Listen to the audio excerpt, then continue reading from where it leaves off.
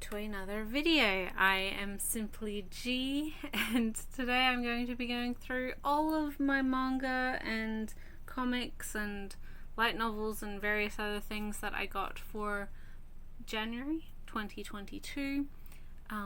There's quite a bit here. No anime for this month, so I'll get straight into it, and I hope you guys enjoy.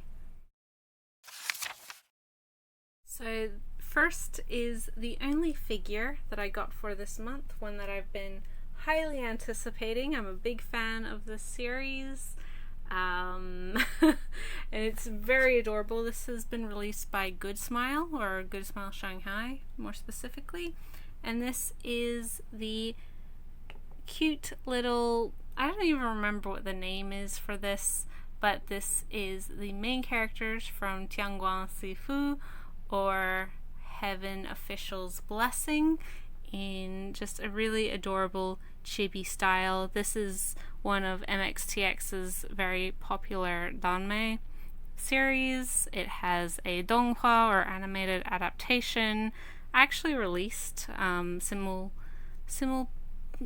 streamed and dubbed by Funimation. So this is available in both English subtitles as well as English dub. It's a series that I really adore. I've seen the donghua for this. I've read the first novel. I am just really into it. I've also read some of the comic adaptation from Bilibili. So when this went up for pre-order, I don't have any of the MXTX Nendroids on order, but I do have various other chibi figures as well as scale figures from a lot of her different properties. This Morao Zushi, and of course, well, I don't have anything for Scum Villain, but if I am looking out for more merch from that series, it's certainly the least popular of the three. But this was a no-brainer. A little bit tricky to get our main character Xiaolian on this. Like, there's two pegs here, and it's a little bit difficult for him to sit on there. I didn't have too much of an issue, but I know a lot of other people did. My sister did, so I managed to put it together for her. But otherwise, really adorable, really solid. Captures these characters pretty perfectly, and yeah, really happy to have this one. We have clear files, and we know what that means. A whole bunch of free clear files. So first up, I have two from the On My Day Off series, or line. So that's Natsuya, Kirishima, and now Serizawa. These two are kind of the senpai characters. They're initially introduced in the film High Speed, or Free Starting Days. Natsuya is Ikuya's older brother, and these two were the captain and vice captain of the middle school swim team that Haruka and Makoto were a part of. So yeah, and then they show up in like season 3 and all sorts of little bits and pieces. These are definitely kind of like secondary characters, although there's just so many characters in Free now that they all get their time to shine for the most part. They all have their own storylines. So I got those. I also have 3 of this year's birthday series. First is Makoto, and just, yeah, typical style for this artwork series. And then we have Momo, or Momotaro, whose birthday is the 6th of December. Birthday. These people don't exist, but we know these are this line of artwork is for character birthdays, which we know. Longtime viewers know I always buy the merch because Kyoto Animation understands me. And then finally we have Rei and Ryugazaki, who is the 14th of December. So all 3 have cute little chibi art on the back in same outfit. Just adorable. And finally, I have another clear file not related to free. Oh my goodness, what is this? Who am I? But this is another. I have some of the other ones from this particular series already. This one I had to buy separately just because I don't think Ami Ami had this for order for some reason. So I had to get this from Surugaya. And this is Holo from Spice and Wolf in a traditional outfit. There's a couple different ones. There's like a Japanese one, an Indian one. This one's more kind of Eastern European, which is kind of closer to the actual setting of Spice and Wolf. I feel like there might be another one. I don't remember. But yeah, pretty straightforward. Just happy to have this, and it will go nicely with my other clear files from this series of artwork. On to manga. We have nothing concluded, or no general manga concluded this month, but I did get a debut volume from a new series. This one I read digitally a couple months ago. It had obviously a pre-release, and this is from Tokyo Pop. Which is, again, I always have to grit my teeth whenever I find a cool and interesting new Tokyo Pop title. But this one was so good, I just knew that I had to pick it up in print. And this is Ayako Nora's Double, Volume 1. This is a drama, kind of almost a bit of a thriller, a psychological drama about two guys in their 20s who are both theater actors, stage actors. Both very talented, very dedicated. One who's a lot more serious about it, but one who is kind of more star material. He's more charismatic. He's more of a leading role kind of person, but has a lot more difficulties kind of figuring out what he wants to do with theater. He kind of fell into it a little bit. It caught his attention, and he used it as a way to gain confidence in himself. He was just kind of cripplingly shy. He didn't speak at all.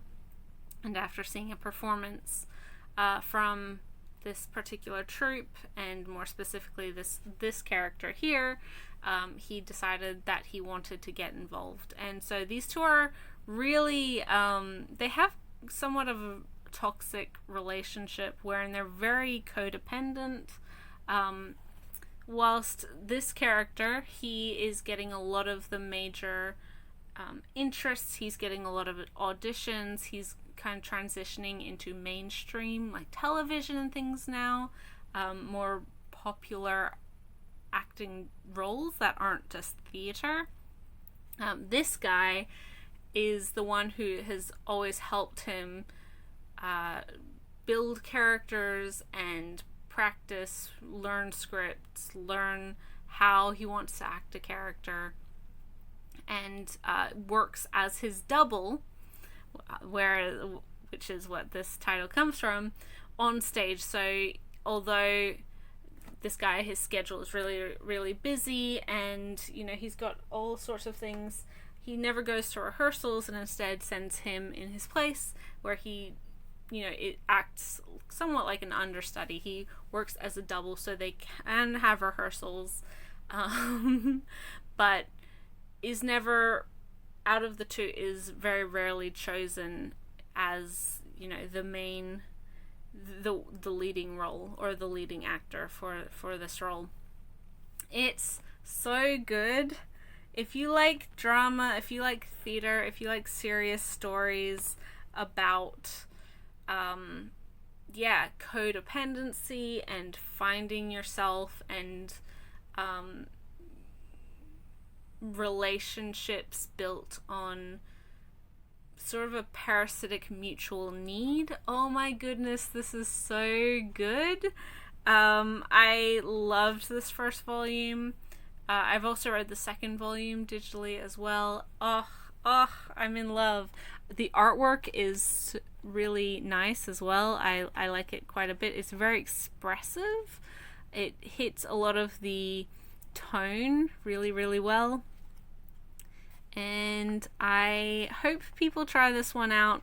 As I said, I can understand being quite leery of Tokyo Pop, but I just, ugh, they have so much good manga. I can't not. I can't not. So, if you haven't tried this one, if you are a fan of theater and actors and the drama that can kind of happen backstage as well, I would highly encourage you to check out Double from Ayako Nora, and currently being released by Tokyo Pop.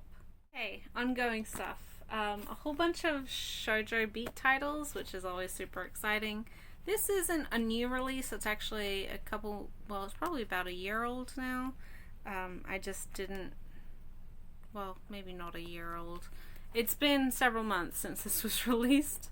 I didn't get it at release because I forgot to. I got the volume after this, so I haven't actually been able to read that one. But I finally picked this up. This is volume 44 of Skip Beat by Yoshiki Nakamura.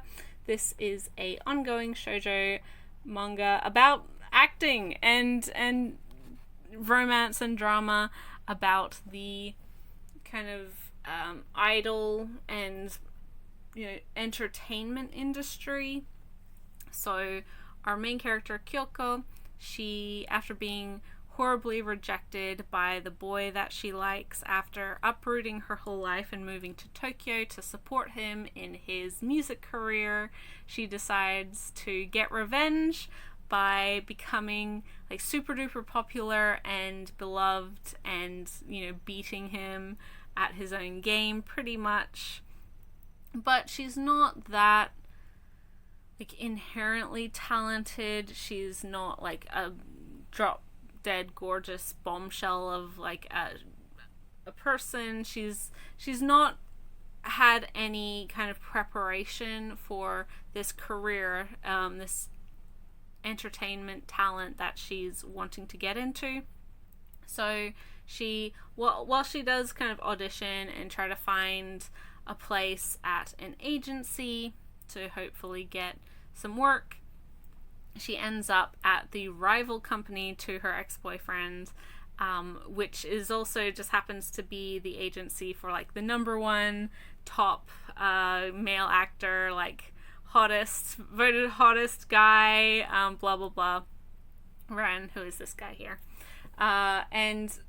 But she's taken in to this agency as in the Love Me department, wherein she and a couple other people over the course of the series have to kind of prove themselves and gain people's interest and trust, and like impress them and work really hard and gain like love from them in order to show that they've grown as people. Because the biggest issue with Kyoko is that because she's had her heart broken, and because she's trying to get revenge, she doesn't believe in love anymore. And the CEO, the guy who runs this whole talent agency, he's like, well, that's wrong. We can't have an actress or a talento who doesn't understand love, because you have to make all of your fans, your audience, fall in love with you. That's kind of part of being, within this industry. So for Kyoko, it's for her to kind of regain this idea and this trust enough to care about or love somebody once again. Anyway, this is a long series. So much has happened. I adore this series. I will say that the art, even though this is a 25-year-old series now at this point, it's been running a long time. The art still can be janky. It has improved over the course of the series, but that can be quite pointy chin. Look at this arm, just there's some janks sometimes still there, but the writing in this is so compelling. I love Kyoko as a character. I love all of the supporting characters. Ren, Sho, her ex-boyfriend, Mo, her friends, like all the people within the Love Me department. It's really, really good. And then obviously there's kind of this ongoing romance developing between Kyoko and Ren, and then sort of also show things happening. But majority of it is focused on Kyoko's career and her kind of embracing this talent she has for acting that she just never realized or developed previously. I love this series. I'm always super excited whenever we get a new volume. It's one that I started reading shortly after the Kickstarter for the anime dub was launched, which I did support at the time, and I watched the whole show. When it was announced that they were making a dub for the anime, I was like, okay, I want to support this, because obviously dubs, especially for shoujo titles, are kind of few and far between, and this is a fairly popular series, although it is one that's not inherently like always being talked about. So I wanted to try it, and I wanted to watch, like, I don't know, couple episodes, get a feel for it. I watched like 15 episodes. I couldn't stop watching it. It's so good. And then I finished it up the next day, and immediately after that, I kind of coincidentally at the same time, one of the local distributors here was having this big clearance sale on a bunch of manga, most notably Viz and old Tokyo Pop stuff. This is before Tokyo Pop like came back, and so they were just trying to get rid of all of this manga that they'd had for probably years, just sitting in a warehouse, and a huge chunk of it was Skip Beat. So I jumped on it and bought like 34 something volumes of the series at whatever was released at the time, and I just went through it so quickly, and I've just been a huge fan of Skip Beat ever since. That's probably, I don't know, 3, 4, maybe 5 years ago now. It was a long time ago. But yeah, Skip Beat is great. I highly encourage people to check it out, even if the art kind of seems a bit off-putting, or a little, as I said, a little bit janky from the beginning. It's a series that I think, I'm not going to say it isn't impacted by, perception of the art, but I would say that the writing is just so strong that for me, I can overlook, some jankiness. It's so good. It's so good. Give it a try. It's also really funny. Really, really funny. We have a new release. Well, I think the newest volume is actually out. I didn't get this right on release. And I haven't read this one yet. I just got it the other day. But I will be reading it pretty much immediately after I film this. And that is volume 33 of Yona of the Dawn by Mizuho Kusanagi. This is an ongoing fantasy, drama, romance series about Princess Yona, who, after being ousted from the castle, after her cousin murders her father in a coup, basically, he takes the crown. She and her loyal bodyguard, head of the kind of royal knights, Hawk, the two of them escape, and now are trying to follow, well, there's a large prophecy about throughout history or legend of this country, that the one who brought all of these different territories together was the Crimson Dragon King with the help of 4 celestial dragons, or dragon warriors, all who had powers from different dragons. And so initially the story was Hawk and Yona and Yun, who they pick up on the way, who looking for these 4 dragon warriors, and they find them in pretty quick succession. And since then they've been traveling around this country, helping people, figuring out issues, as well as kind of working against but also with Suwon, the current king, Yona's cousin, and her crush, the boy who killed her father, or her previous crush, her childhood crush. And man, oh man, this is such a fantastic series. I say it with every volume of Yona, but it's beautiful, it's compelling, the characters are fantastic, the action is amazing, the politics is really wonderful, nuanced. There's so much going on in this series, and I just adore it.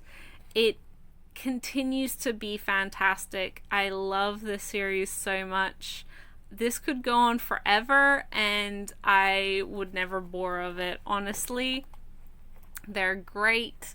I know this is 36, 38 volumes currently in Japan, still ongoing, as I said, but ooh, I love it so much.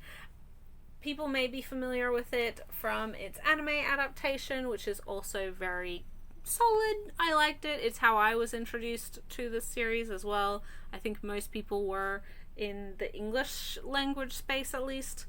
And I will say it's good, but it only adapts like the first 2-3 arcs.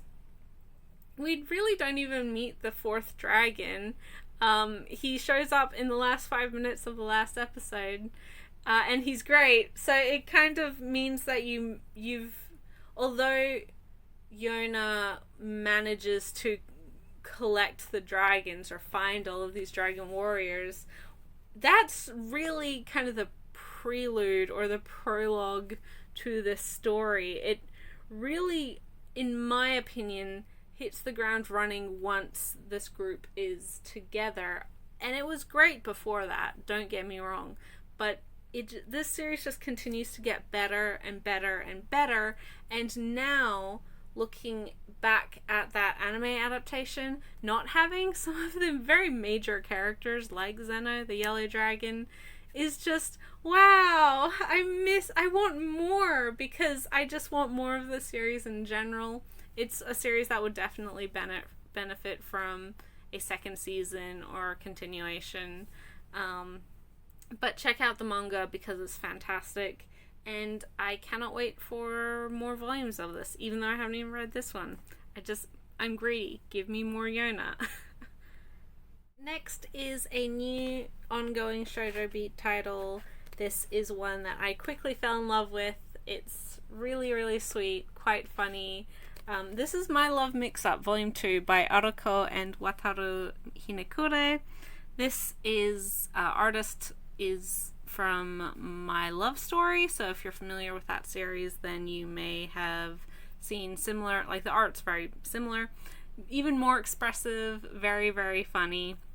This is the story of a big mix-up, love mix-up. We have our main character, Aoki, who he's got a crush on one of his classmates, this girl called Hashimoto, and he ends up borrowing her eraser during a test, but sees that she has written the name Ida with a heart next to it on her eraser.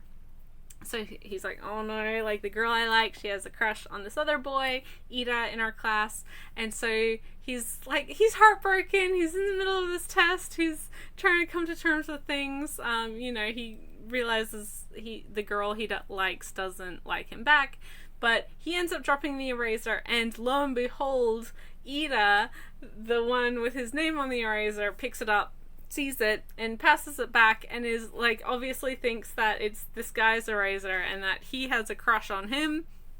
So he's like, oh, okay. And so our main character is like, oh god, what do I do? Like, I need to clear this up, but wait, no, I can't tell him that it's Hashimoto's eraser because I don't want to, tell him her feelings. That's not my place to do so.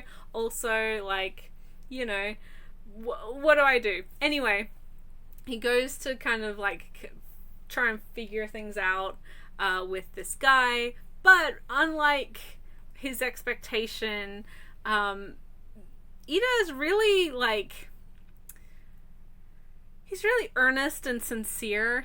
He's like, oh, I haven't really ever thought of you that way. I don't really know you, but I would like to get to know you better in order to properly respond to your feelings. Like, I'm not going to give you an answer now because, we're kind of still strangers. And so our Aoki has ended up having to pretend to have a crush on this boy in order to protect the feelings of the girl that he likes.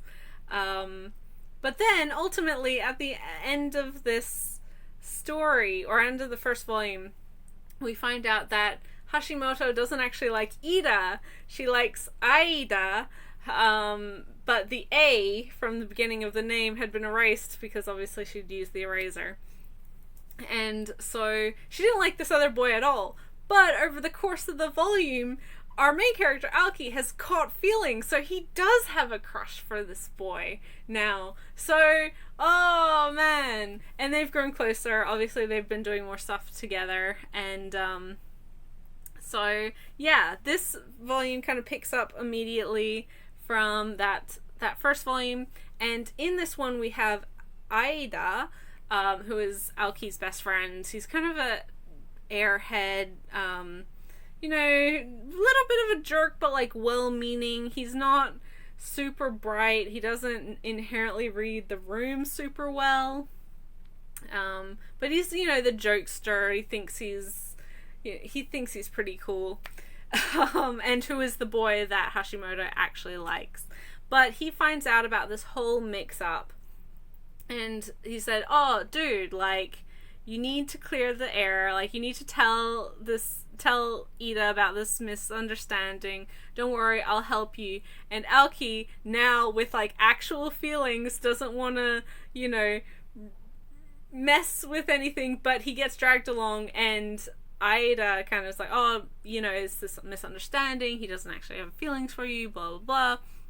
And so they kind of all laugh it off as like this misunderstanding that happened. But obviously now Aoki is heartbroken in another way, because he does actually have feelings for this boy, but like, how is he supposed to admit that now that all of this has come to light, and he's super embarrassed and doesn't really know how to broach the topic.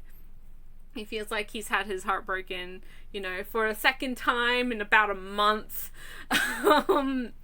But rather than allow the story to then use that, like, as a way to... the series doesn't use bisexuality as a punchline, which is really, really wonderful. It's a little bit more... this is still definitely a comedy. There's a lot of humor in this volume, but this does take a more reflective approach. We have Aoki, kind of trying to get over his new heartbreak, trying to figure out how to be friends with Ida again, or now, even though he has these feelings that he now thinks that, like, Ida doesn't take seriously, although he was before. And then we have Ida figuring out his own feelings about Aoki, because he's not exactly the most cluey guy when it comes to, like, emotional stuff. He's a little slow on the uptake. And then, of course, we have Hashimoto, who, like, is aware of what's going on. And she's really angry at Aida, the boy that she likes, because he, stuck his nose in, and now he's screwed things up and hurt his best friend. And she kind of puts him to task for him making assumptions and, like, treating Aoki pretty pretty rudely. Not like anything inherently unheard of for teenage boys, but like, you know, he was very thoughtless. He didn't take into consideration his friend's actual feelings, and he didn't stop and give pause to listen to what those actual feelings might be. So we have a couple different story threads working, and it's really good. I enjoyed this one. It's a great follow-up. I look forward to volume 3. I absolutely just love the character faces and expressions that can be so goofy, so elastic, so comicsy in this series. It's so good. It's wonderful. I love how seriously this story takes the bisexuality aspect of this. It's never played for laughs or it's not a punchline to a joke. It's not like a lot of manga that might have bisexual characters, but ultimately the heteroromantic options are more like those are the only acceptable options for the character versus any homoromantic ones, which you do see a lot of in manga, wherein outside of like boys love, most shoujo bisexual characters, like, you know, they might be attracted to both, but ultimately if we know that those characters are going to end up typically in a heteroromantic relationship versus homoromantic, so, you know, anyway, that's not an issue with this one, at least not now. I did like how, I do think that these kids, they're doing a lot of growing, they're still trying to figure things out. There's a lot of like learning for all of them to do, and I think that really encapsulates this era of high school and being a teenager. And I really enjoy this one. I encourage you to check it out if you're interested. Next, another longer shoujo beat title, ongoing.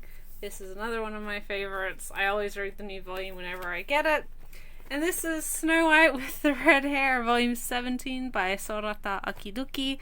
This is the story of a herbalist called Shirayuki who, after running away from her home kingdom, after being summoned to the castle by the prince, she runs into another prince and is introduced or invited to go live at the castle there, train as a court herbalist, and also they have a pretty understandable romantic interest in each other. So, you know, they've got a building relationship. We have Zen, who is the prince that she has fallen for.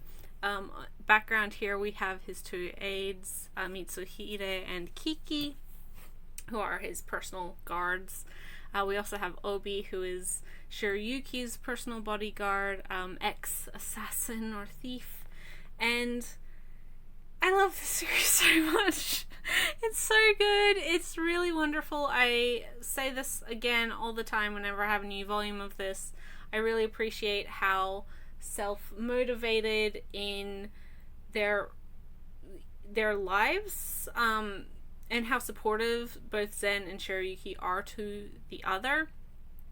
They have goals, they have aspirations outside of each other and outside of their romantic relationship, and they encourage each other to pursue those goals, even if it means that they are separated for long periods of time. Most notably, currently, Shirayuki is having to work in a completely different city to help propagate this particular flower so it's not poisonous. Meanwhile, Zen is more seriously taking on his court duties and traveling around the country and kind of assessing many of the smaller like fiefdoms and courtships within the kingdom. Ooh, it's so good. This current arc is notably focused on Kiki. She's had a couple proposals and has for a long time. She comes from a noble background as well, but has been trying to avoid it for several years. But currently there's some sort of shenanigans going on regarding possible suitors for her and them causing actual problems with the court and with one particular family, one particular dukedom, thinking about preparing for war, like trying to overtake or overthrow the current royal family. Ooh, it's good. Ooh, there's stuff going on. But yeah, so this is just really wonderful.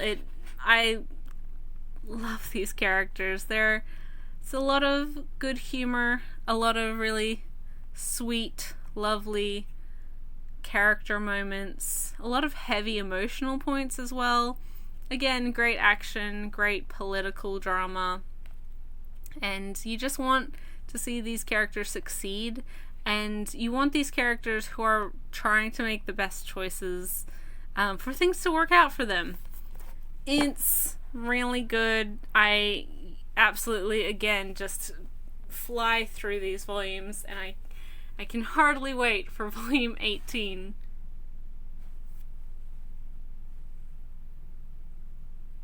Next we have the final of the standard trim ongoing manga. This is a Yen Press title, one from G Fantasy, one I enjoy quite a bit. I like this series, faults and all. But this is Black Butler, volume 30 by Yona Toboso. This volume is pretty much the entirety of Meiren's backstory, how she came to work at Phantom Hive Manor, her life growing up on in the slums of, the streets of London, and then becoming a sniper for the triad, or the opium traders in London, and then how she was brought to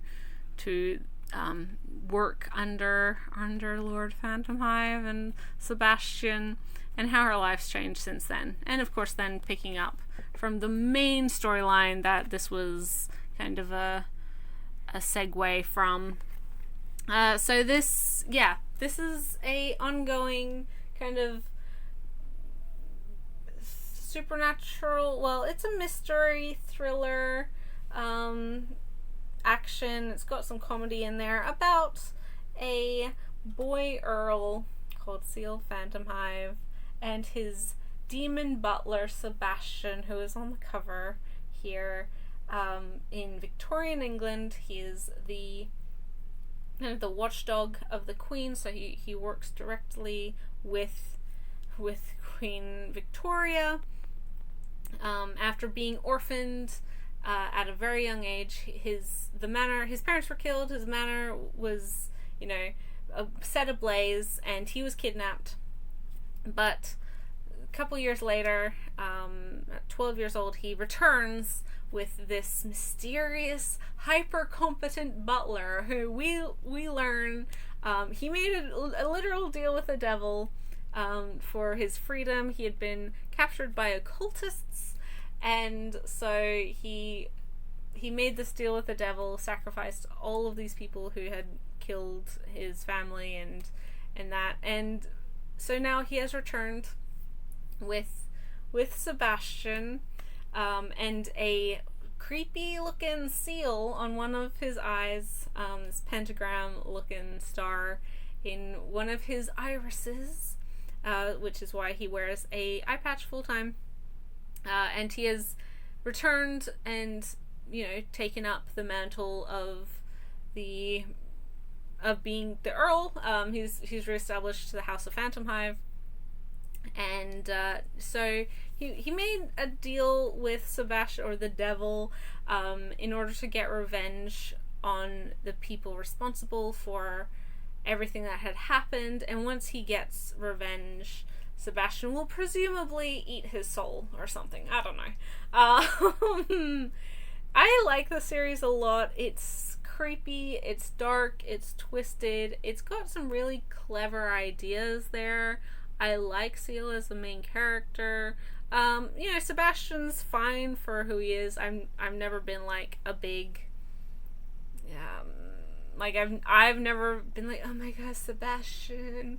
I'm not a shipper for anything in the series either, just by the way. So I never came to the series from that perspective, although it is one with a very healthy fandom. Very understandably. I like a majority of the side characters, all of the different servants and things from the home. I like Elizabeth, Seal's fiance. And I think there's a lot of really interesting story arcs here, a lot of interesting interpretations of issues in Victorian society or things that were happening in Victorian society with like a pretty obvious twist on. This is not historical fiction, or it's not a non-fiction retelling of things. This is definitely a reimagining of this period, but I think it uses it marries the kind of horrific the horrific classist divides, the industrialization of Europe, and most notably England, the transition from this society that was very reliant on kind of the noble classes and then the lower classes, like the big divide, as well as kind of occultism, which was very popular at the time, and also the things that this transition in medicine and history and theology and all sorts of things. It's just really like for what could or is for a lot of it kind of I think it's a little bit reductionist to boil this down just to like, oh, hot guy Butler, hot guy demon Butler, and like pretty boy shonen, like little Shota kind of main character. There's a mystery. I think also reducing it to just being about shipping and things like that is maybe understandable, but I like this story, like, actually for what it is. I like a whole bunch of it. Man, there's a whole arc about was basically Titanic with zombies. I loved it. It sometimes schlocky, it's sometimes really like silly and dumb, purposefully. But I think it makes that horrific, dark, dramatic stuff, because man, oh man, there's a lot of that as well, so effective. There's just everything in this. If you're anywhat familiar with kind of this Victorian England setting, then Black Butler has incorporated it somehow. It mentions and takes note of, the British occupation of India and what that means, and, the British occupation of Hong Kong, and therefore the opium crisis. There's stuff in here, and the British relationship with Germany at the time. Like, there's stuff in here that's, like, actually really interesting, and it's used really interestingly. And then also sometimes there's stuff about werewolves. So, or maybe there might be stuff going on. I just like the mystery aspect of it. I like the horror and like, uncertainty. There's a intensity to the series that is really, really well done, and I always look forward to more volumes of this, even if characters can be silly, even if, setups aren't inherently like perfect. It certainly isn't a perfect series. It has issues. It's not my most favorite thing, but I always enjoy myself when I read this. And I don't know. Black Butler's like good, actually. Give it a shot. If you haven't, if you've only watched the anime adaptations, those are very wildly on how good they are, for one. But also, if you were a Black Butler fan in the past and you've kind of like grown out of it or moved away from it, you've left it in your cringe era, maybe give it, like, revisit it, because lots has happened, and I feel like it's in its kind of end game, certainly with certain revelations recently. You know, might be a time to give this series a second shot. Okay, we have a couple large trim ongoing series. The first one from Viz, one of my favorite series. This is the penultimate volume. Only one more to go. And I'm going to be sad. Well, no, I'm not going to be sad. I know how this ends. I read it as it was being released on Manga Plus. It's also entirely available on the Viz website. This is Hell's Paradise Jigoku Raku by Yuji Kaku. I adore this series. Kaku-sensei has a Shonen Jump manga currently running. It's only got 8 or 9 chapters so far that I also love, Ayashimon. But this is the story of a deadly assassin, Gabimaru the Hollow, and he's on death row, and he is presented this opportunity to, you know, fight for the opportunity for his freedom. If he, along with a bunch of other death row inmates, they are fighting for the opportunity to retrieve this elixir of immortality for the shogun or whoever it is, maybe the emperor, I don't remember. In this creepy island, there's all these monsters. Each of these criminals is accompanied by a executioner. So for Gabimaru, his is this girl called Sagiri, who have all been instructed that if the criminals, you know, go haywire or trying to escape or whatever, they're to be executed immediately. So they get to this island, and monsters, oh my god, monsters, it's a crazy town. But the reason that Gabimaru is fighting for this, like, second chance, this second attempt at life, is because he the last couple years he hadn't wanted to be an assassin. Basically his arrest was like this big setup from his ninja clan or whatever it was, the group that he was a part of, because he just wanted to not kill people anymore. He just wanted to live a quiet life with his wife, not his husband, his wife, Yui, who is on the cover here. And she is his whole motivation, pretty much. He wants to get back to her. He loves her to absolute bits.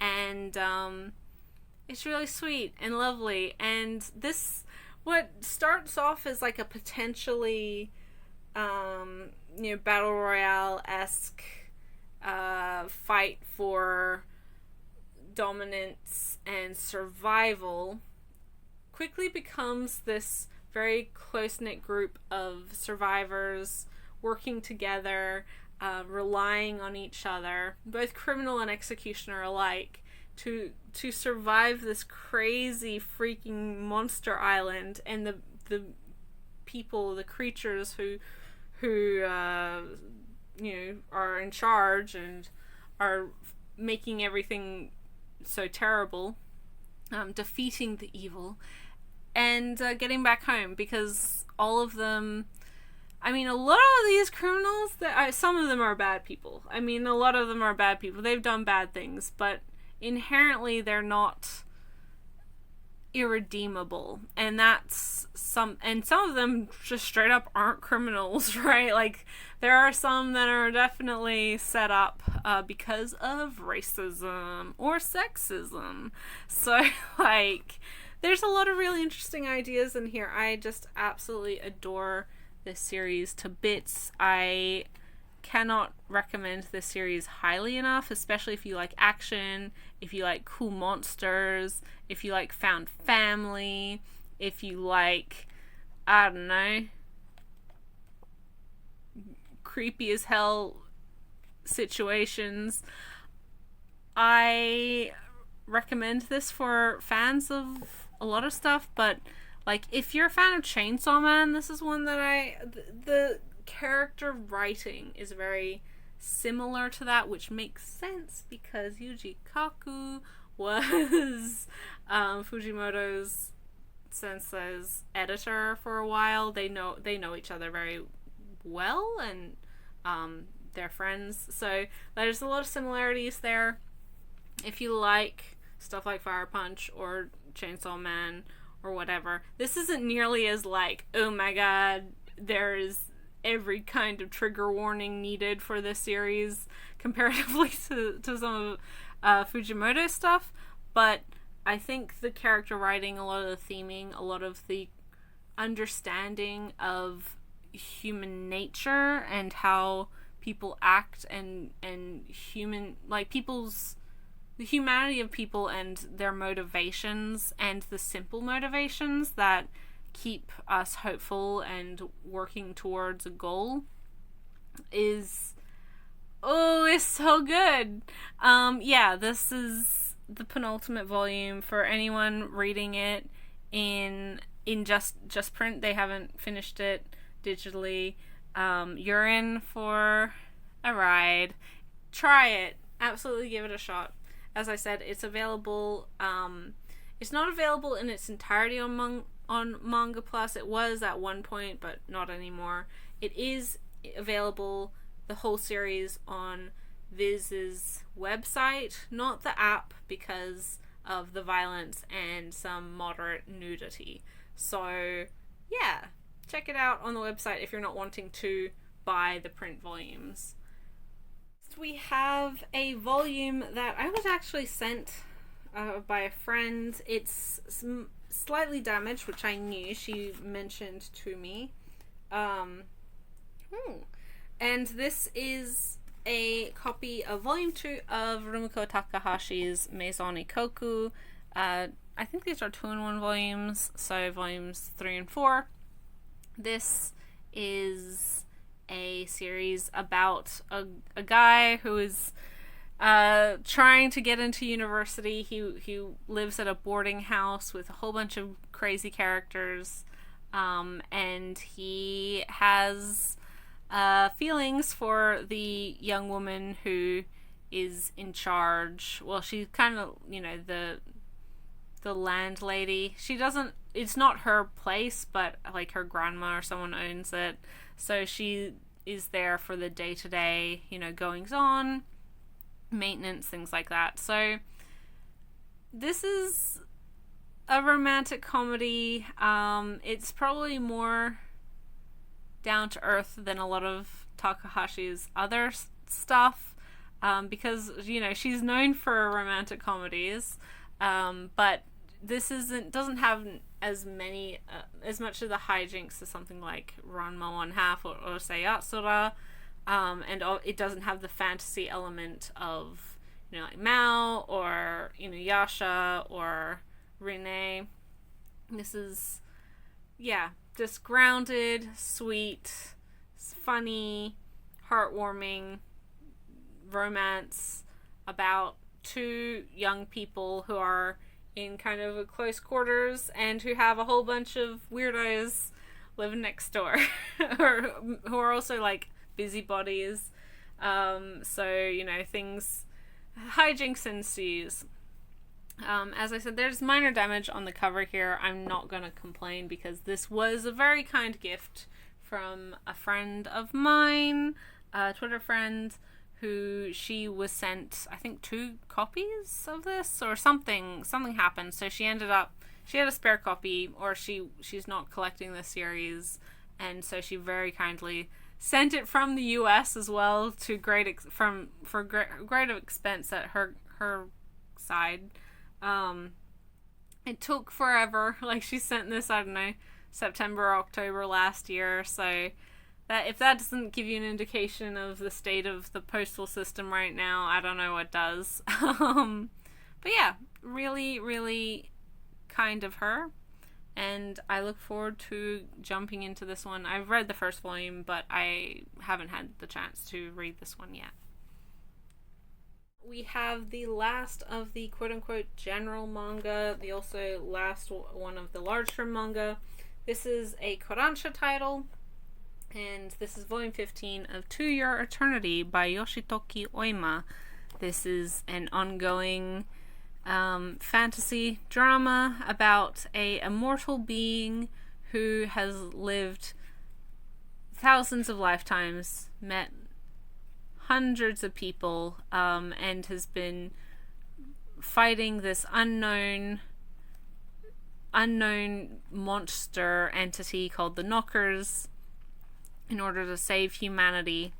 And the current arc is like modern day Japan. So we've traveled through a long amount of time. Imo, our main character, was in kind of a stasis, kind of like a hibernation for several hundred years. And in that time, a lot of his friends, a lot of the people that he's cared about over the course of his ever ongoing life have returned through some interesting ways. And so now he and they are trying to find a place in this world that doesn't have this knocker threat that they know so far, but we know that some things are happening. And okay, so this is for those who don't know, Yoshitoki Oima is the mangaka of A Silent Voice, hugely popular. I enjoy that manga. I think it has some major issues, especially with messaging in the last half of it, but I do think ultimately it has a really strong heart to it. To Your Eternity does everything that A Silent Voice tried to do better. It's also double the length of that series now, so it's not quite fair to compare. I do think that the quote-unquote low fantasy setting of this, of having an immortal character who does have kind of weird regenerative abilities, does make some of this storytelling more interesting. I really appreciate Imo as a character who's constantly growing and constantly trying to find his place amongst mortals, amongst people who will ultimately die and leave him behind, and him coming to terms with the finality of human life, and him not having that finality of him having to then move on and grieve, and having never been taught how to do that or to do that in a healthy way is a really interesting aspect of the series. This particular part of the story, honestly, Imo is dealing with a lot of like post-traumatic stress that he doesn't realize because he's never again had anyone tell him about that and flag to him that that's a problem and he shouldn't have to deal or live with all of these worries and all of these stressors in his life that he's self-imposed because he feels responsible for the safety of humanity, pretty much. I really enjoy this series. I think there's a lot of really interesting thematic elements. I think the art is beautiful. I haven't seen the anime, so I can't tell you whether that's good or bad, but I can tell you the manga is good. So check it out.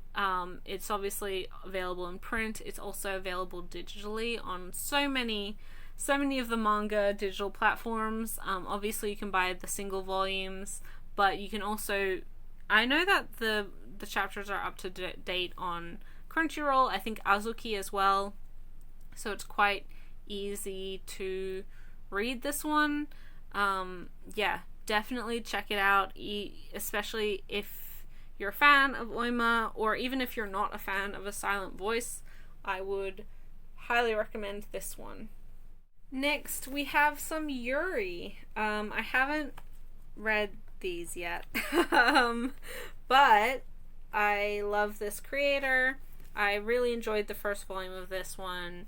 I was definitely going to continue it. I just hadn't gotten around to it. And this is volume 2 and volume 3 of Even Though We're Adults by Takuko Shimura. This is the story of two adult women who, after a drunken, like, one night stand, they really get on, and they're interested in pursuing a relationship. But one of our characters is a married woman who has a really decent husband, like who she cares about. She doesn't have any issues with him. They have a pretty, like, solid relationship. But now that she's had this kind of interaction, and this happened with her, with this other woman, she's really wanting to explore this new side of herself, this part of her sexuality that she didn't even realize that she had, and trying to figure those things out, whilst also not wanting to completely burn the bridge of her marriage that her poor husband is he's dealing with a lot. He's very understanding for this particular situation. I liked the first volume a lot. As I said, I haven't read these ones yet, but Shimura is really good at writing human, understandable, relatable human relationships and drama.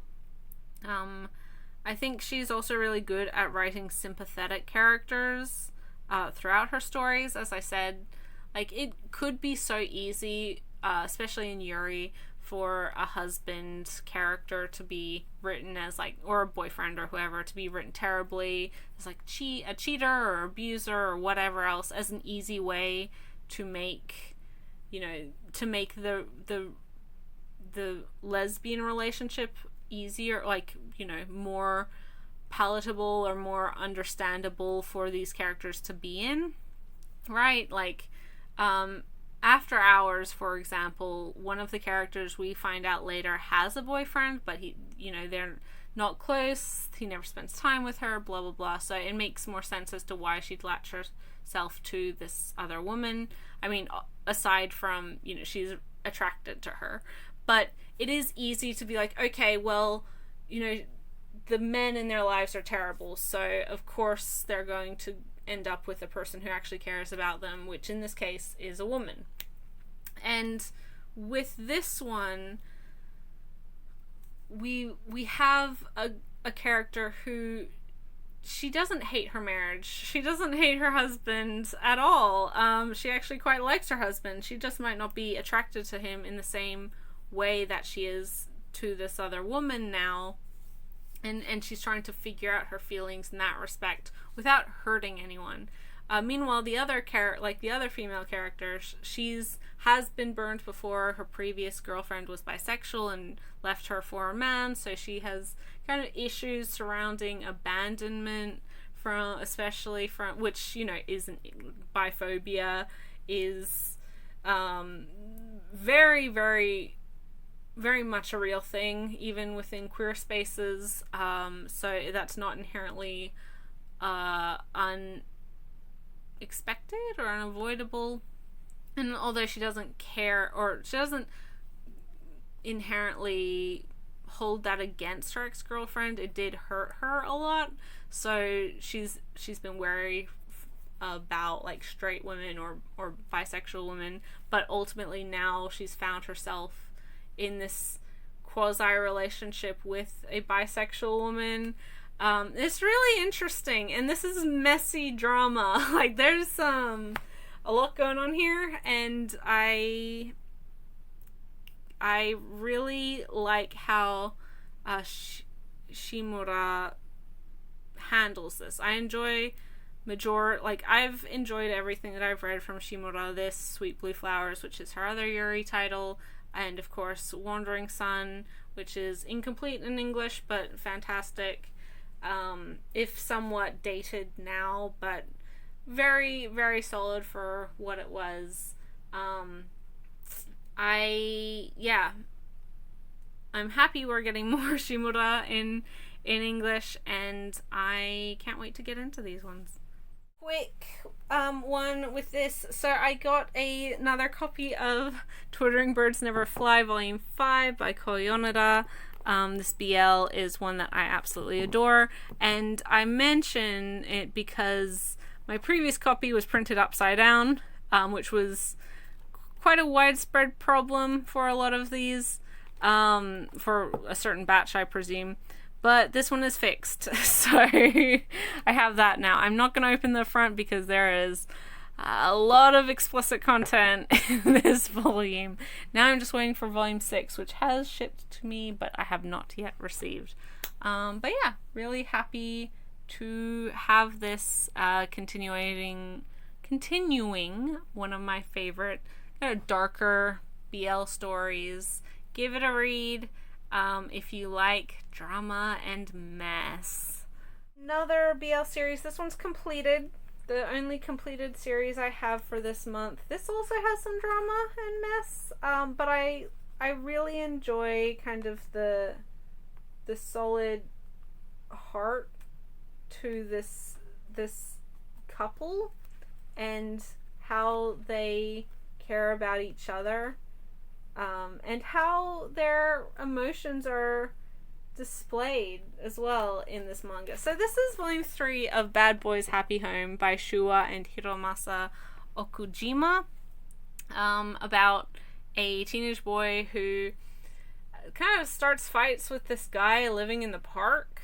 Like every day he's there wanting a fight, and the other guy fights him, and one day he's like, "Mate, are you just living in this park?" And he's like, "Yeah, and I have to, like, if you're not gonna come for a fight, then I'm gonna do my laundry or whatever." And he's like, "Well, why don't you just live with me? I have an apartment. It's just me there. I have the space, rather than you living in a freaking, well, being homeless, basically. I know you, right? We've fought a lot of times. This should be fine." And so he takes it up on them, and so they become roommates. We find out over the course of the first volume that our main character, he's living alone because he came out as gay. He really feels uncomfortable at home, namely with his dad. He doesn't think that his father will accept him. He's got a twin brother, and his mom. Both of those two are like quite supportive of him and don't have an issue with his sexuality. And really, his dad doesn't hate him or want to disown him or anything. He's just taking longer to adjust and accept and whatever. So it's a work in progress with his dad, but he left home more so for himself versus like being kicked out. And then so he's this gay kid just living on his own, and then we find out that this other guy, this homeless kid, he's had a really tough life. He was basically human trafficked into Japan. The man who adopted him, was kind of he wasn't a member of a Yakuza group, but he was like being extorted by gangs. He then took him as well as his biological son and sold them as like he prostituted them out. So just a lot of like there's some pretty dark content in this. There's some surprising violence, obviously mature themes with like child sexual abuse and all of these terrible things. And so this final volume, we have a lot of that dark past kind of catching up to. We saw some of it, namely our Seven, this guy, his adoptive brother, who was also, this, who was prostituted out. He's been causing a lot of problems because Seven has run away. He's trying to, get out of this life and escape the people abusing him, and he doesn't want to get involved in the larger family issues. He doesn't want to get involved in like drug trafficking or anything. So he ran away and has been on the run.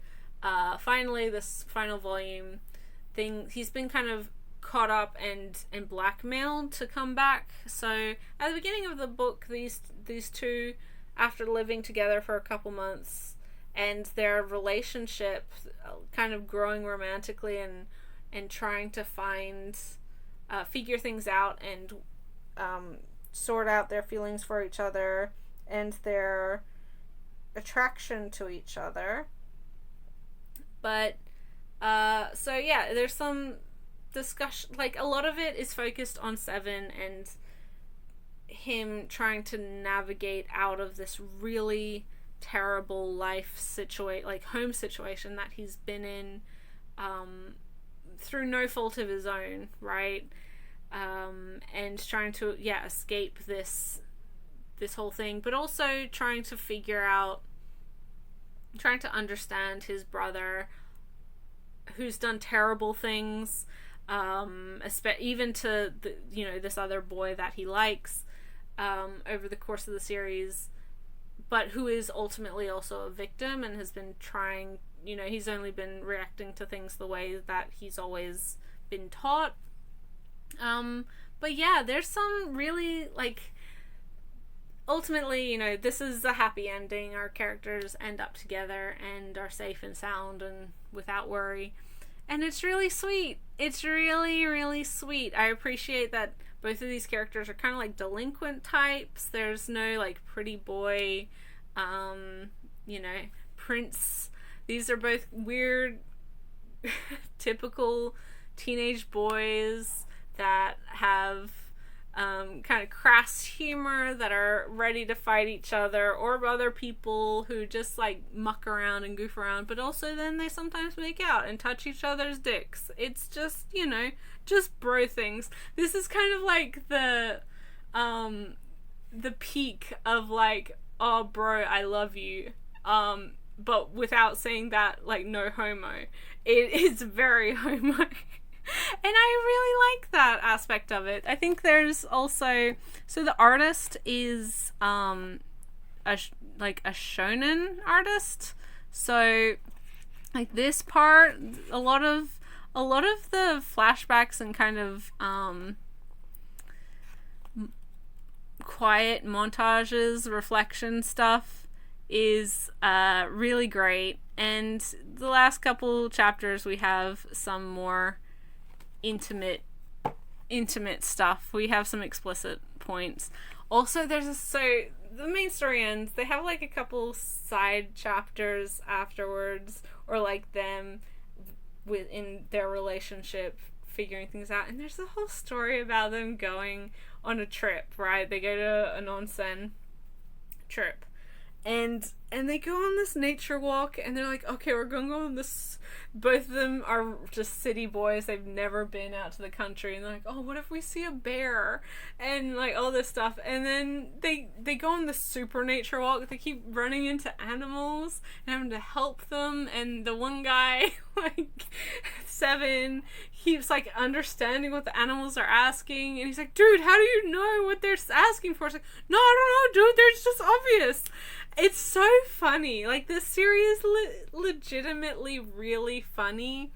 Yeah, there's a lot of great things, but I will say, read with caution, especially if you are particularly sensitive to topics like GB's consent. Well, no, non-consensual, molestation and stuff in the second volume. Not regarding our romantic couple, but there's some of that there, attempted rape. And then in the second, or this volume, second and third volume, prostitution, implications, sex trafficking, straight up murder. There's a lot of dark themes here, so be aware, be wary. But I really enjoyed it. And I really like this couple. I look forward to more from, hopefully, this duo, because I think they make good manga. I'd be interested in reading another from them.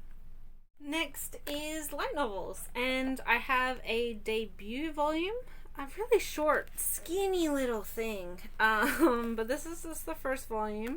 of My Happy Marriage by Akumi Agitogi, Volume 1, which is about a girl who, they live in this world where, like, some people have, I don't know, some sort of magic powers. It's called gifts, I think. I can't really remember. But she is from her father's first marriage, wherein he didn't really care about his first wife, who died, a decade or so ago, more than. And after his wife's death, he married the woman that he actually loved and had a daughter with her. And so the second daughter has always been the favorite. Our main character, oldest daughter, she's kind of been abused her whole life. She doesn't have these magical powers, although there's hints that she might. Might have some. But she's kind of been abused, been used as like a servant her whole life. And ultimately, her father sends her to be wed to this guy who's like notorious for rejecting brides. He's had like half a dozen girls come as potential fiancés who have left in less than 3 days. And I will say this is like a historical, kind of Meiji Taisho period Japan. So late Meiji, early Taisho period.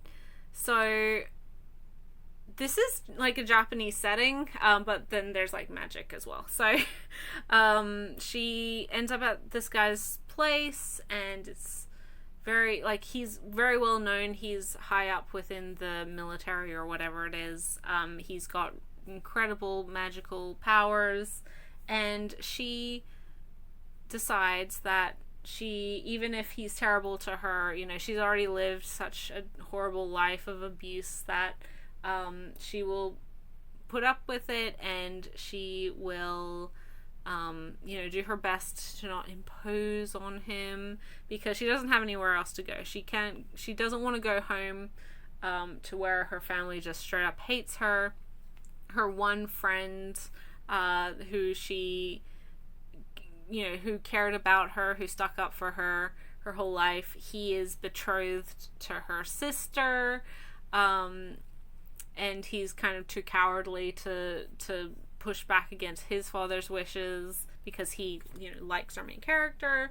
So there's some stuff going on. Anyway, we find out that this guy, he is not actually as terrible of a tyrant as the rumors have said, and maybe there's something else going on, and maybe the reason all those other potential brides left was because they're too haughty and whatever. So yeah, this was solid. Like, it feels very much like groundwork for a potentially more interesting story.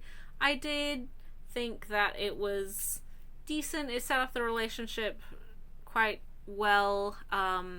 This was mainly dealing with our main character and her relationship with her family, kind of sorting out that whole situation, and her becoming more familiar with her husband, or future husband, and laying groundwork for this larger mystery as to she might have powers that she hadn't been able to figure out because her mother died when she was very young, so before she was able to. It's solid. It's interesting. This is a quite well regarded series in Japan. It also has a manga adaptation about to be released by Square Enix. I feel like there might be, well, I don't know. I feel like this one, just with how much buzz I've heard, it might be one that's set for anime adaptation at some point. I don't actually know if that's the case, but wouldn't inherently surprise me. I wouldn't say it's my favorite light novel, but I do think there's a lot of potential here. I appreciate that one, it's like the historical Japanese setting. It's not like a villainess story. I do think it's a bit like, girl, like, I know you're an abuse victim, and that's understandable as to why you have like some pretty unhealthy coping mechanisms. But I do think there's a point where like self-deprecation and talking down to yourself moves from like realistic and the tone of like of a victim and into just like a bit, I don't want to say saccharine, but like a bit obvious, like, oh, like I'm just gonna keep pushing this narrative of victimhood. I don't know if that's explaining it properly, but it doesn't feel genuine to the extent that it keeps coming up and up and up and up and up. Obviously, like, people who are in abusive situations or who grow up in abusive households, like, they do have ongoing issues with, you know, self-deprecation and self-blame and having all of these traumas, and that's not something easily gotten over. That's not my issue with it. I'm not saying that, like, oh, she's out of the situation, she should be better, or feel better about herself. But I think that it's heavy-handed in how it deals with some of these issues, which is, when you compare to something like I Swear I Won't Bother You Again, which has a very depressed main character who also has a lot of like self-blame and self-deprecation, putting down, the character talking down to herself a lot. It feels like it could have been better, but they're different characters, different situations, and I'm looking forward to seeing how this one develops, especially because this one is so little. Like, look how skinny it is. But yeah, I did like it for the most part.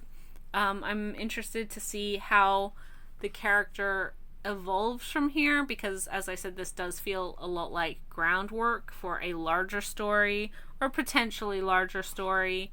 And for how popular and well received it is, I'm looking forward to her and her, like, this guy and their relationship and all of these other elements growing and becoming a more nuanced story.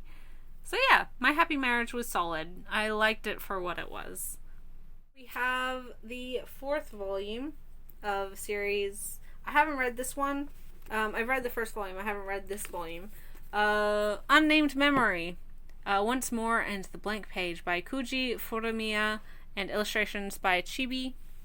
This is a 6-volume novel about a knight and a, like, witch, some sort of like elder witch. It's been a long time since I read the first volume, and I think they're engaged. Like, he's going to marry her.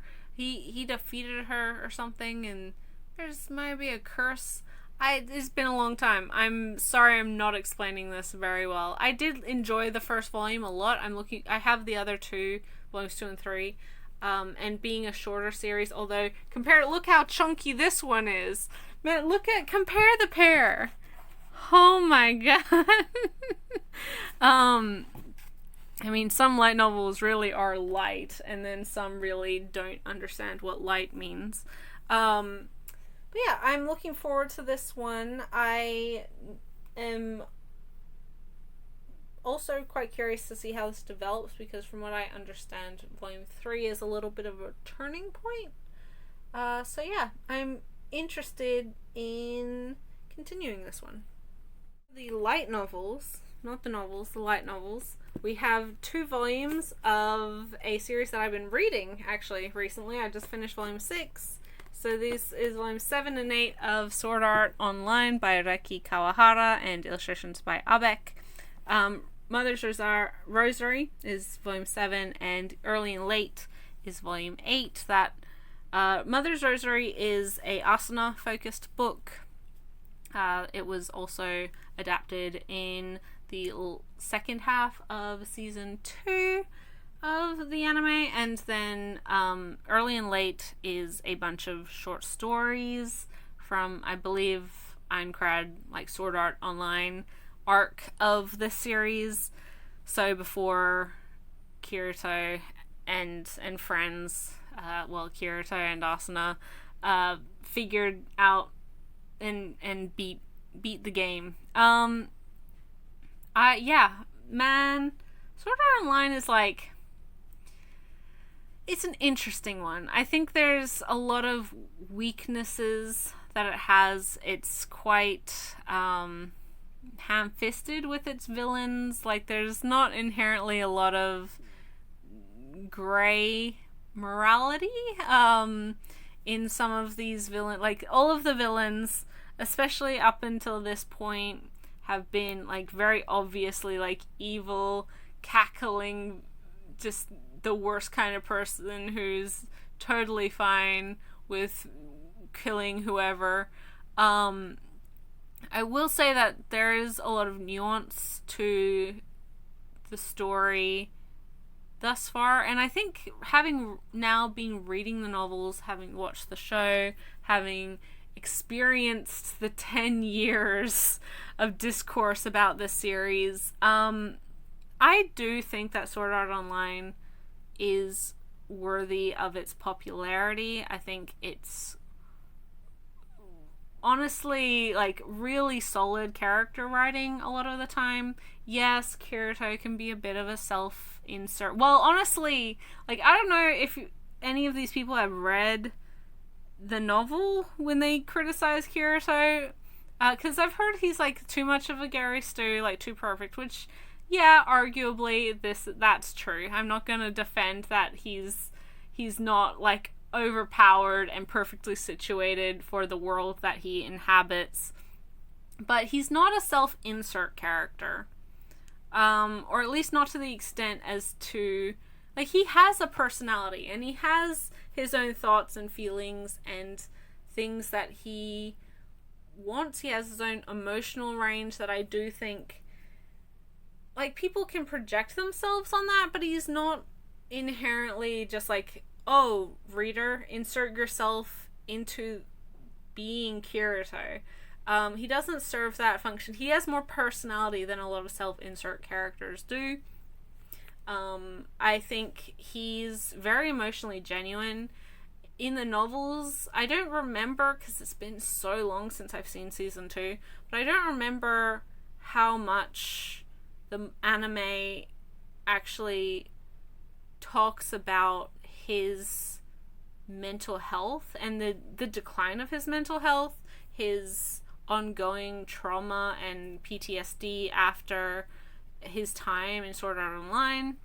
They mention it a little bit in like Alicization, because I just watched those anime adaptations, so I remember that one a bit more clearly.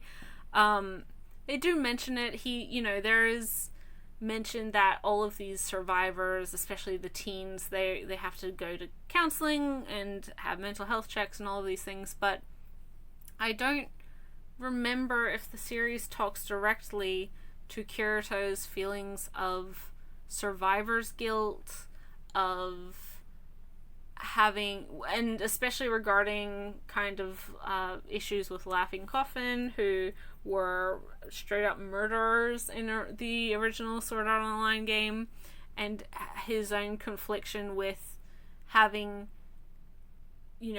PK'd or killed some of those people who, yes, ultimately were also trying to kill him, but then he having to deal with that at being in this horrible situation at like 14, 15, 16 years old, and not really having a lot of people who can understand that, aside from his small group of friends who he keeps in touch with in real life after the end of that game.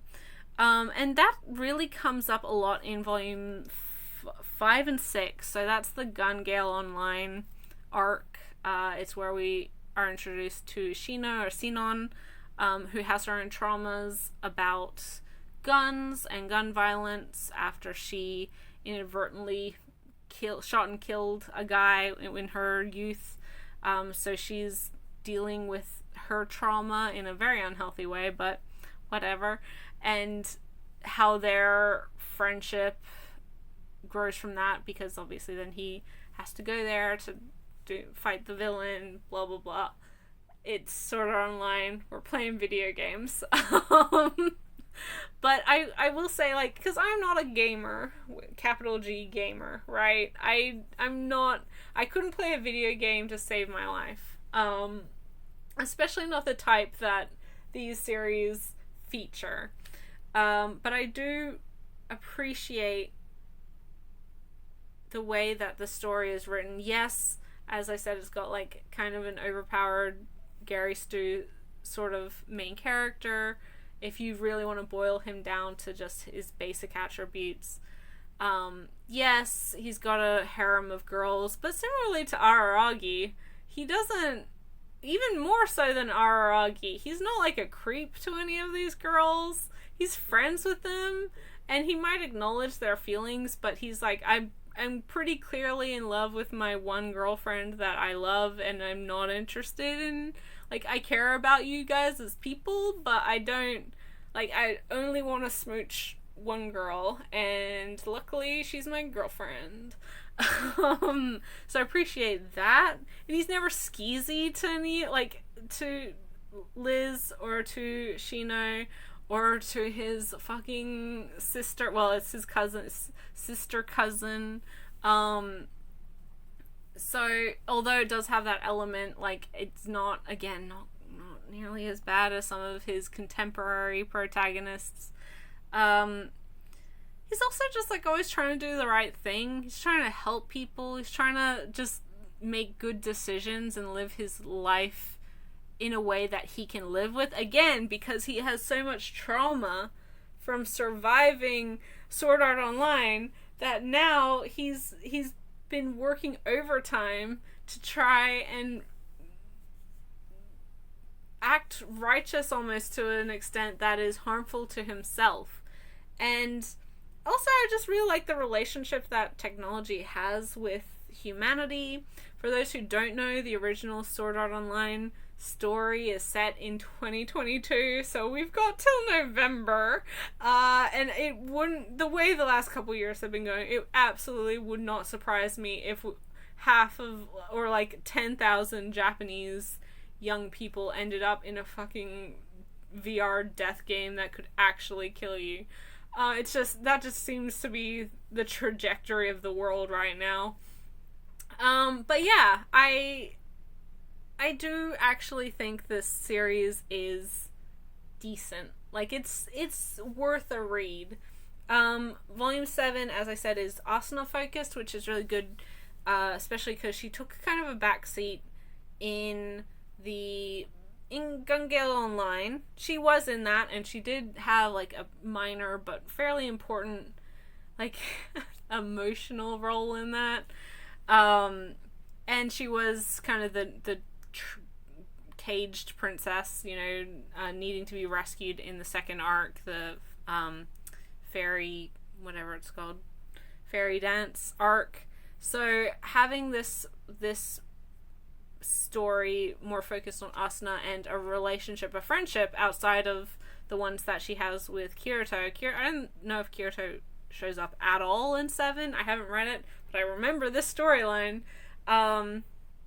is, I think, important because obviously Kirito's the protagonist, but the emotional heart of the story is the two of them, and you can't really tell the story, they wouldn't be the same characters without each other, and I think that's kind of fundamental to the series. I haven't read any of early and late, so I don't know what has been adapted, what made it in, or if it's just a bunch of side stories that are incidental to, or it's you know, building the world of Aincrad, but I don't know if it was included in the larger, you know, story when it was adapted. I don't know. I'll have to find out. But yeah, I've got, you know, probably 2/3 of the series of so far released for Sword Art Online. Thanks again to a local sale. So these two were ones that were the gaps. I have volume 9, and then I think I have 11 till 15 or something. You know, I have a lot of volumes, so there's a couple I need to pick up here and there to complete or to catch up on the series. But I'm looking forward to diving into these ones in particular. I have some comics. Both of these actually were kickstarted, and so I helped fund them. First is the fifth issue of The Idols of Sona Cher, by Vera Green Tea. Dotobo, it does the artwork. Vera is the author. I have a lot of Vera Green Tea's comics. She works with a lot of different authors, and this one's kind of a supernatural mystery, and you can see all of her stuff there. It's solid, like it's a full color little comic, one that I've been following for a while, and I look forward to issue 6. And what else am I supposed to say to that? It's good. It's worth a read if you like kind of magical realism, generational magic, and a family mystery. The other Kickstarter comic that I got this month is the full series. I had backed the digital release for volume 1 ages ago. I also have followed this artist for a long time, but this is for the full series of For Goodness Sake by Kaylin Smith. This is volume 1, volume 2, and volume 3. This is about a guy who is cursed. He has this horned appearance. He ends up on this road trip with this kind of hippie chick in the van, whilst they try to figure out how to break the curse on him. They don't know each other. They just kind of end up together, trying to figure things out. It's good. I like it a lot. I like Kaylin Smith's comics quite a bit. I read and own some of her previous works, and I'm always keen for a new series from her. So this was a no-brainer. Really enjoyed it. Finally, we have a novel, and sometimes I talk about the novels that I buy, sometimes I don't, but this one I had to. So I initially got my copy of this in December, but it's a hardback, it has a dust jacket, it's quite damaged, and I was upset because I was highly anticipating this book. I follow the author on Twitter. I love her Twitter, and I was really excited for this. I've heard nothing but good things. And so I read my damaged copy and then sent it back, obviously, because it was damaged. Thankfully, like, I don't like Amazon for much, but they do make returns very easy. And then I was able to get a second copy from a seller that wouldn't just chuck my beautiful book in a bubble mailer and pray that it gets to me in one piece. But this is Iron Widow by Ziran J. Zhao. I love this book so much. I can't stop yelling about it. I want all of my friends to read it. This is a mishmash of Chinese history and legend, and meets Pacific Rim, meets like meets a lot of stuff. It's funny. In the afterwards, she talks about how much Darling in the Franxx like upset her, and that's what really spurred on this novel. She's also said on Twitter and stuff that like the live action Mulan similarly just made her so angry that she decided, I'm gonna tell my own story and make it good. And so yes, for those, like, you might not be aware of her as a novelist, but she, like, if you follow Twitter, she's had a very viral thread about all of the inaccuracies in Disney's live action Mulan, so you may have come across that. She also does YouTube videos. But oh my god. Oh my god. So this is the story of it's a sci-fi future of what is basically future China. And humanity the earth has been invaded by these alien creatures called the Hunduns.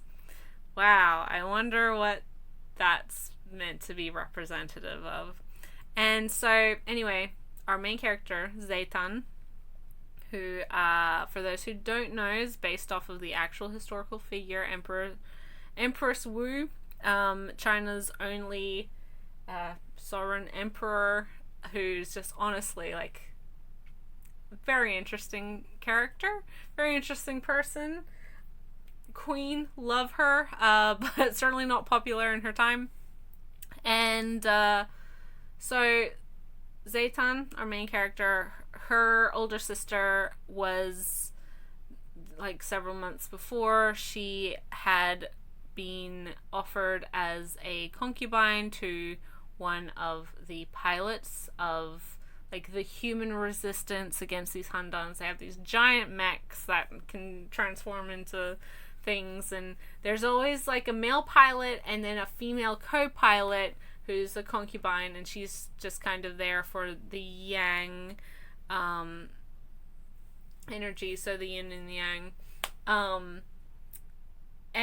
But it's kind of well known that it's very rare that concubines survive these fights, and they, for the most part, end up as just, like, an unhappy casualty of these fights that the boys win, right? So her sister was offered up as a concubine to a very, very popular pilot of one of these mechs,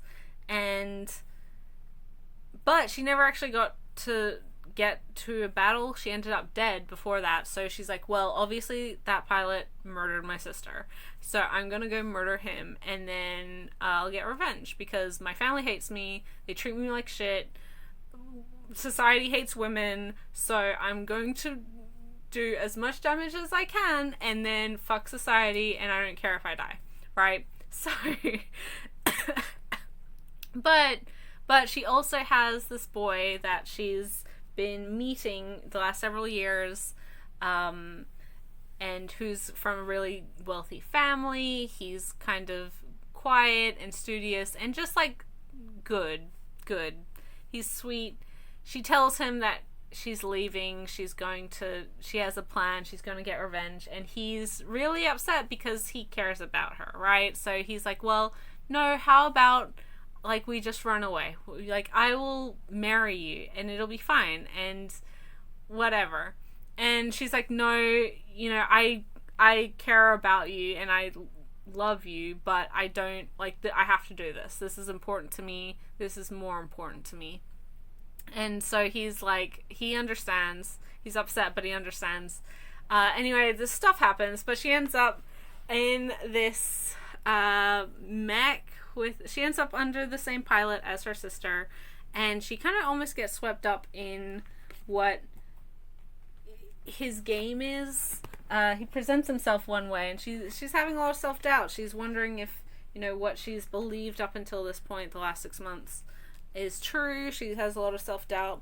But then when you're in the mech, you can't hide. You're in each other's memories. So she becomes very aware of why she's there and what she's doing, and wow, yes, she's not wrong. So ultimately, this is early on in the book, so this isn't inherently a spoiler, but she, beyond the odds, survives the first battle that she's in, which is not unheard of, but it's rare. And so it goes from there.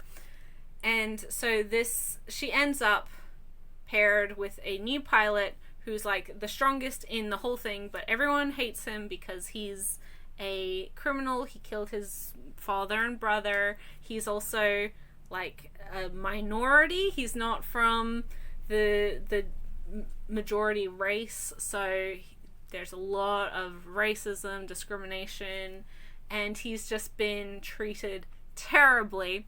So they pair him up with this guy, and I love this book so much. It's talk about feminism. Holy shit. One of the descriptions here, a primal scream of a book is the most accurate description of this novel. I adored how angry at injustice the series was. I love how all of the relationships, the major relationship between Zaytan and her two boys is wonderful, and their relationship with each other. I need the next book yesterday. It's so good. It's so good.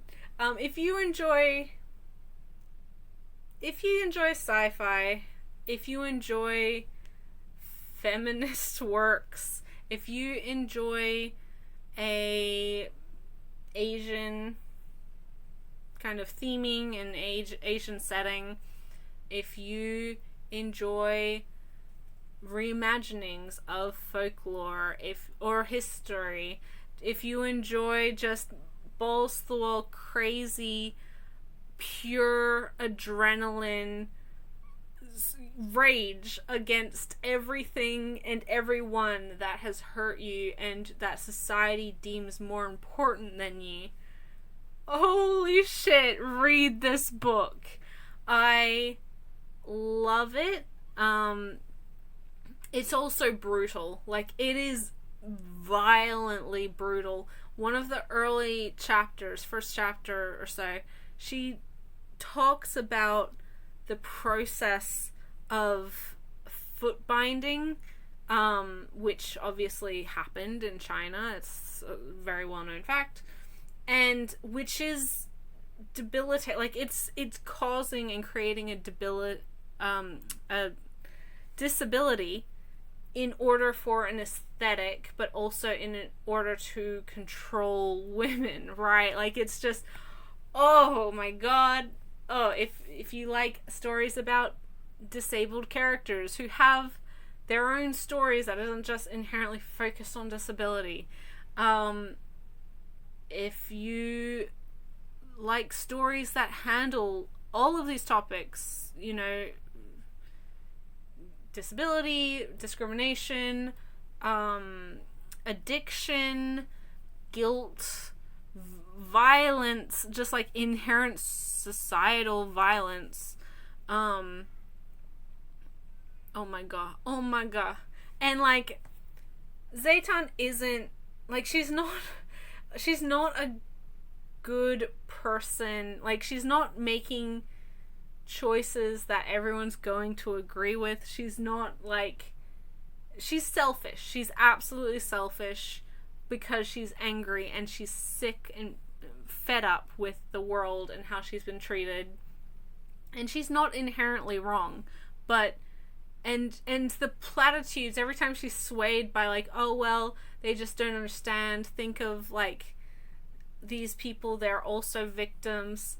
Every time she's fallen for that, or every time she's been persuaded by that, she's been betrayed by that as well. And it's just, oh, it's so good. It's so good.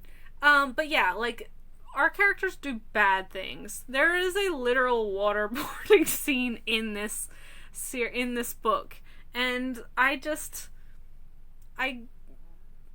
love it. Everyone go read this. Like, straight up, if you're a fan of my channel, and if you're a fan of the manga that I talk about, and the topics that I talk about, and the things that I hold important, read this book. Just do it.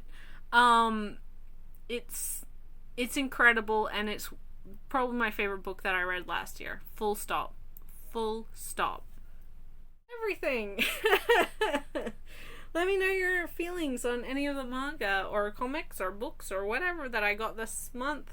Not my largest haul, which is good because I don't like having massively huge hauls, but a lot of really great things, a lot of things I absolutely adore, continuing stuff, completed stuff, a really solid new debut, merch that I love, novel that I love. It's been a good month for me, and I hope it's been a good month for you, everyone. If you are new to the channel and you survived this far, congratulations, and you interested in more from me, obviously you can subscribe to the channel. You can also follow me on Twitter, that's in the description down below. Please comment if you feel the need, because I love reading your comments and I do try to reply to as many as I can. What have you been reading? How are you starting your 2022? Hopefully with some energy, whether that's good or bad energy, I don't know. Just keep trying, guys. Look after yourselves, be kind to other people, and stay happy, stay healthy. I will catch you in the next video. Bye till then.